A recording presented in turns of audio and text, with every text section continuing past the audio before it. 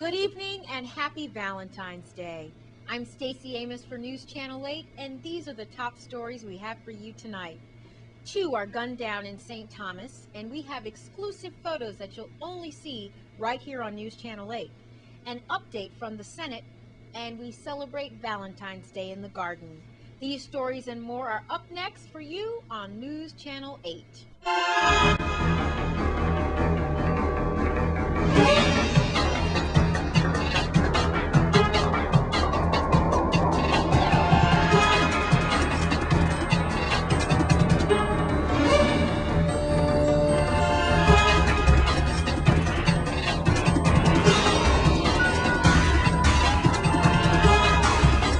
In our top story tonight, another shooting on St. Thomas. 3 men were injured by gunfire just before 9 a.m. on Tuesday, February 14th, near the Lima Superette parking area on St. Thomas.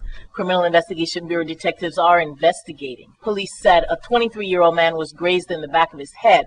A 24-year-old was hit in his stomach, right foot, and left inner thigh, and a 32-year-old man was shot in his left calf.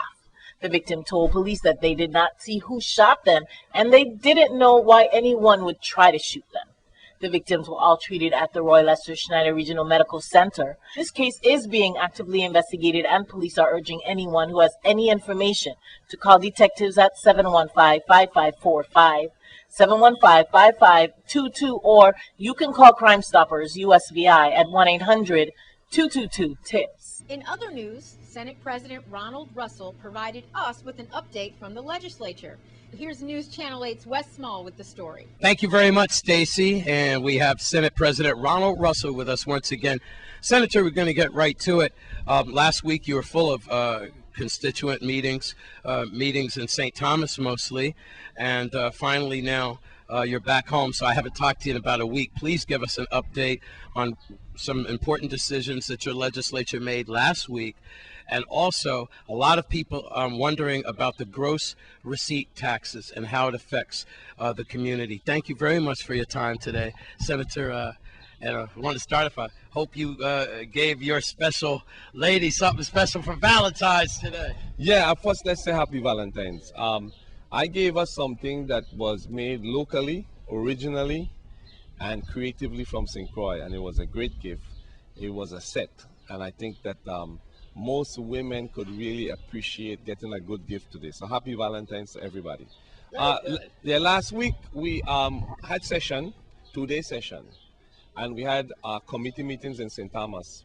They went really well, Wes, because what we did was we approved certain measures that would allow the governor to borrow to pay your income tax refund, to pay WAPA the amount of money that's owed to Hovenza, which is a large amount of money, and also to keep government employees from being dismissed.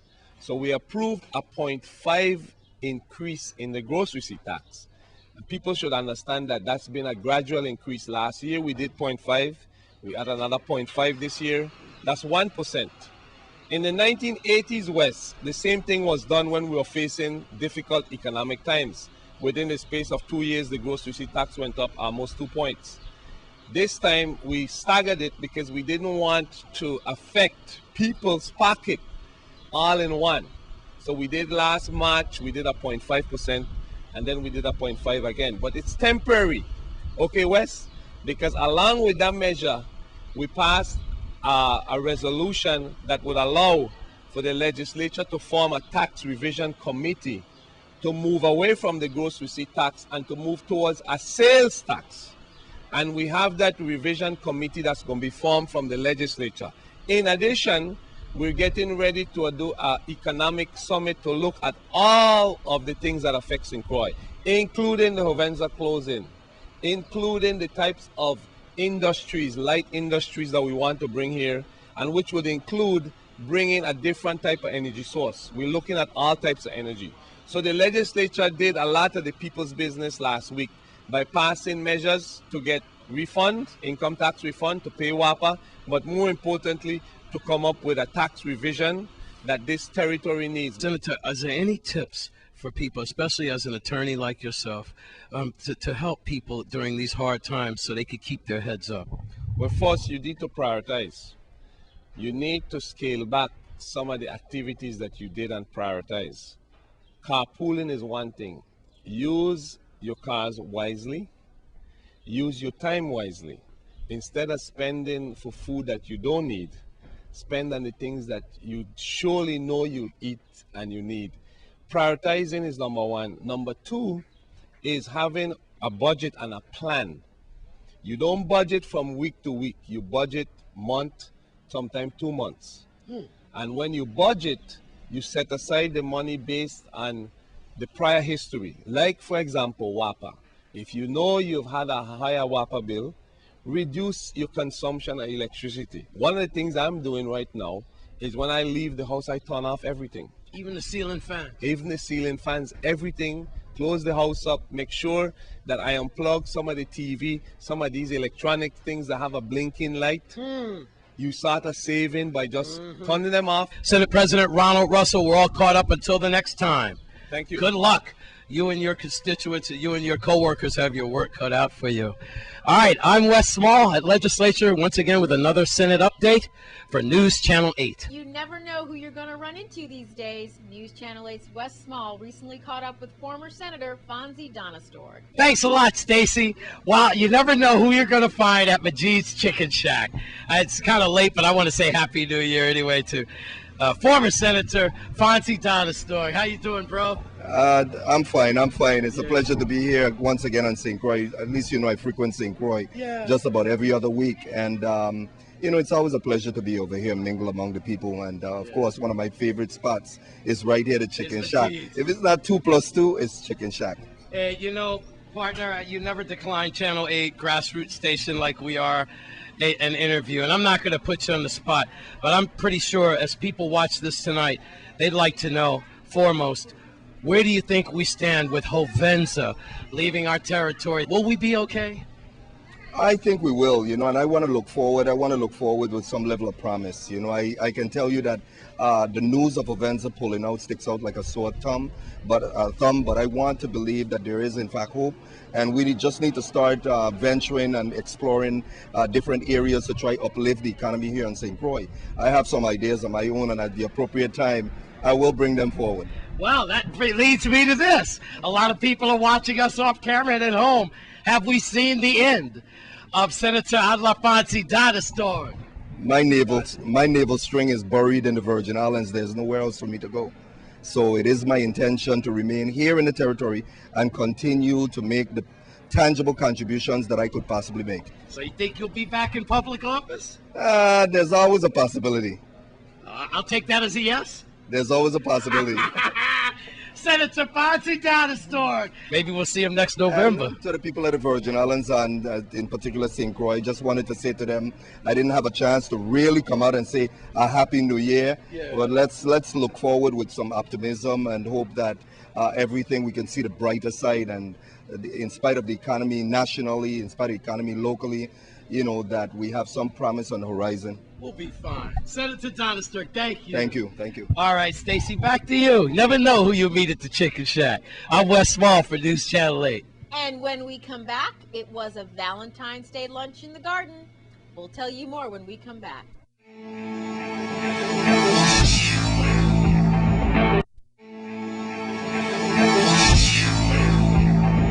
And it was C-Tech students that helped prepare the St. Valentine's Day lunch in the garden today.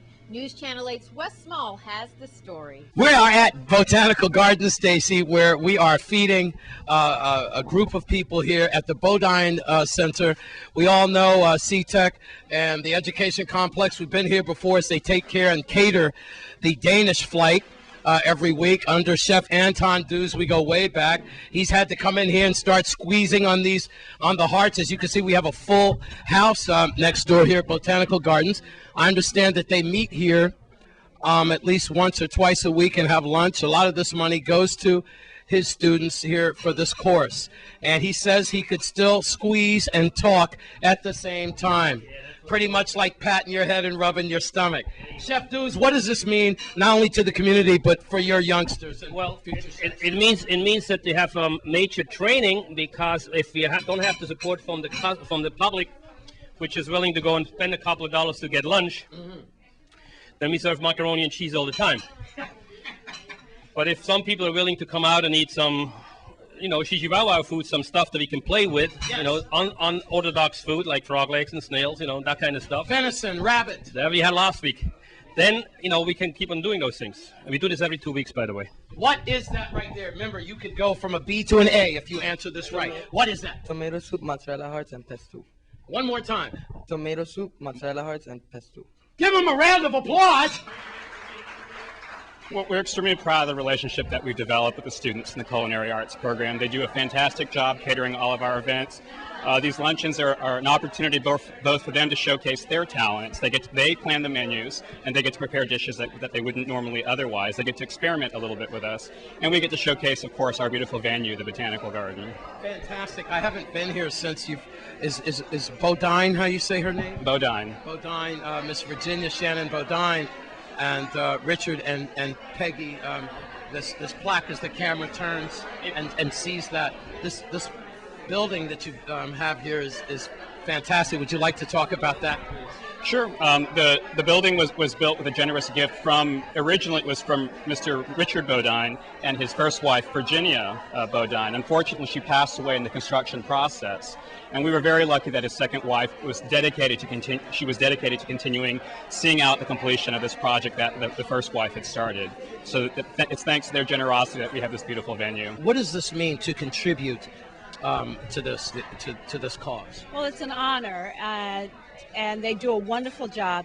It's great to see the children out here learning hospitality at its best, and they're learning from the best. Anton Deuce has been in our community for quite a while, and I believe that he has offered these children an opportunity to actually put all of the theory into action. Miss Jean Sanders Torrey. And you are an author. I am. I'm here to do a book signing with the Undercover Bookstore. Wonderful. And the book is Best Friends Forever. Best Friends Forever. Uh-huh. That's not your first book? No. First one was Why Men Marry and Why Men Don't. Wow. Oh, I've heard of that one. Oh, that's good. That kind of hits home. Well, Miss Torrey, right? Congratulations to you. What does this mean to the community as you enjoy your exotic meal and Chef Anton Deuce and his students to be future chefs and so forth? May I ask my hostess, who I'm staying with, to answer that question? I think it's wonderful that they are learning to be such terrific chefs. Wonderful. So y'all enjoy then. You're the only one that doesn't have her plate, so what happened? Well, I have an allergy to something. Oh, so you have to be very careful. I have to be very careful. Eat her share. You're going to eat her share? Yeah. Well, I don't know what you're going to do when they bring out that fried ostrich. Well, I'm not sure I'm allergic to ostrich. So you might have to taste that one. One of the issues of training these kids, they got to understand it's a business. Yes. You buy a product, you work the product, you resell the product, hopefully you make a profit in the product. So that's all part of learning. So we're not that poor, because they get food from selling it and learning from it. So it's being a little bit self-funded is not a bad idea. Sure we like free things, but working for it is not a bad thing. At St. George's, happy Valentine's Day to you and yours. These are your students, and we do love them so. I'm Wes Small for News Channel 8. And if you happen to miss Lunch in the Garden today, their 40th anniversary party is coming up in March. Check with St. George Botanical Gardens for more information. But earlier today, I had a chance to talk to superstar local artist Mada, all about the Strength of a Woman event. I'm here with Mada, who's one of the featured entertainers in an event this weekend. We're going to talk to her more about it. Tell us more. Blessed evening, one and all. Well, Mada representing once again cigarette promotion, doing it big, representing for all the queens of creation. It's the strength of a woman. Along with myself, I will have Itana and Elaine, and we have also our own very own Cherise Jeffers, if I'm right. I don't know if Jefferson or Jeffers, but she'll be there as well, to the Nissan Center on the 18th, and that's Saturday night. Make sure you come out. You don't necessarily have to wear red and white to represent Valentine's Day. Just come out best dress. And don't worry, people, it's not inside. We'll be under the stars because I could tell you the Most High will keep the skies cleared so that we could run out the whole of this parking lot and show the strength of the woman them, because that's what we coming to do. You know, can't want it better than that. How else to do it? For the woman them to give love and affection and dedication and fire. You know, so come on out. Come on out.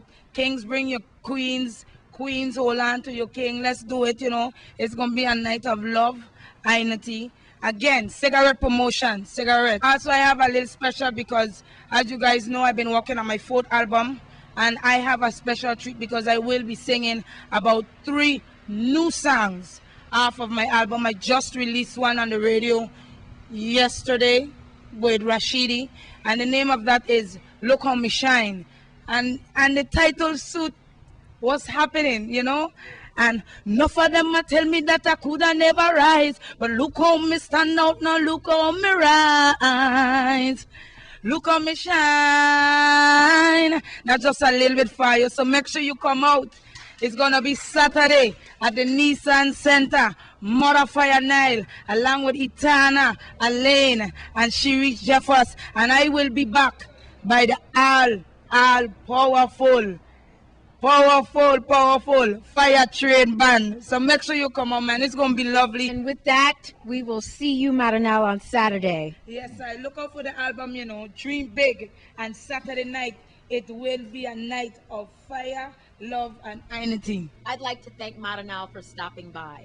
Well, it might be a little late, but the seniors at the Manor School were out doing their part for Valentine's Day today. We're doing a quickie out here. You know, I know it's going to be like a little late to support the youngsters at the Manor School, but Principal Gadd, she's the headmistress there, and this lovely young lady is Sheila. How you doing? I'm good. Happy Valentine's Day. The same to you and everyone else out there. Now, y'all are doing fundraisers, not only for Valentine's Day, but you said y'all had a little something planned for March and some garage sales. Quickly tell us about it. On March 3rd at the Manor School, there will be a Manor Mega Market Extravaganza, and we're asking vendors or other people who would like to support their business to come to Manor and sell your stuff.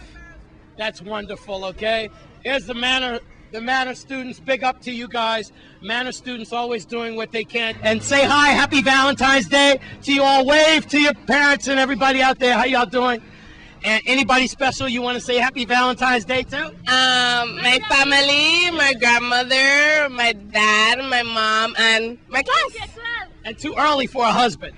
What do you want to do with your career, Sheila? After I finished high school, I want to study forensic science or criminal justice. You got your hands full if you work at home. That's for sure. You guys are lovely. Happy Valentine's Day, and we will help you on your next fundraiser, okay, in March. Okay, thank you. All right. Near Quality Grocery in Princess, the good students under the guise of Miss Gadd and everyone at Manor School. I'm Wes Small. Happy Valentine's Day to all my staff and family from News Channel 8. We'll have your sports update when we come back. Stay with us.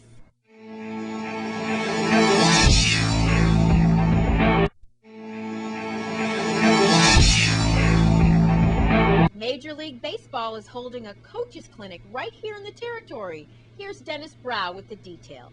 My name is Dennis Brow, president of the Virgin Islands Baseball Federation, and here I have Mr. Jim Lefebvre. That's right. On behalf of the Virgin Islands Baseball Federation, we found it fit to bring in Major League Baseball to do a coaches clinic. What we wanted to do was to enhance and raise the level of baseball here in the territory, and we brought the best.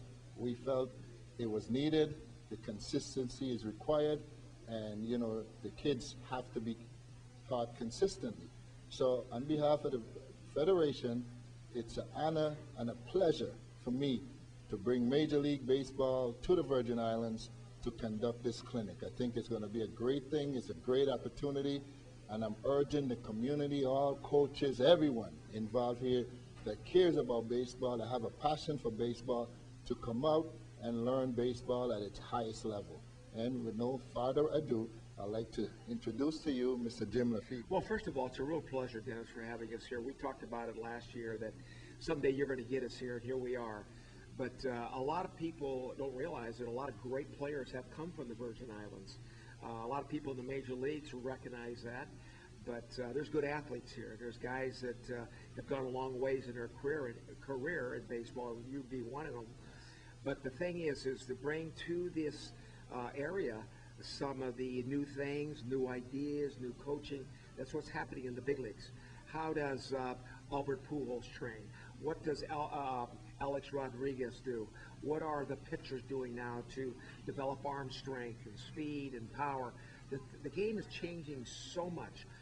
It has never really changed as far as the rules, but the way we train them has changed. And so that's what we're going to try to do is to teach the coaches, because the coaches are the ones that are going to have to really go out there and recruit the players, train the coaches, and so we can continue to have real good players coming from the Virgin Islands. Happy to understand that. I'd like to get Mr. Elias Sosa to come say a few words. Mr. Elias Sosa has played in the big leagues for over 10 years, and of course he's played with many teams, including the Detroit Tigers, and this is who they call a Yes, well, I want to thank you for having us here. Our business is baseball, develop baseball, helping the kids, helping the coaches. We have a great program here. We come here to bring you good stuff for the coaches, for the parents, and for the kids. Baseball is a great game. It's a game of a family. It's a game of a lot of entertainment. It's a game that is not a violent sport. Plus, on top of all this entertainment, it's a sport that offers the kids an opportunity, a career to play in the big league. The way thousands and thousands of Latinos is playing the big league.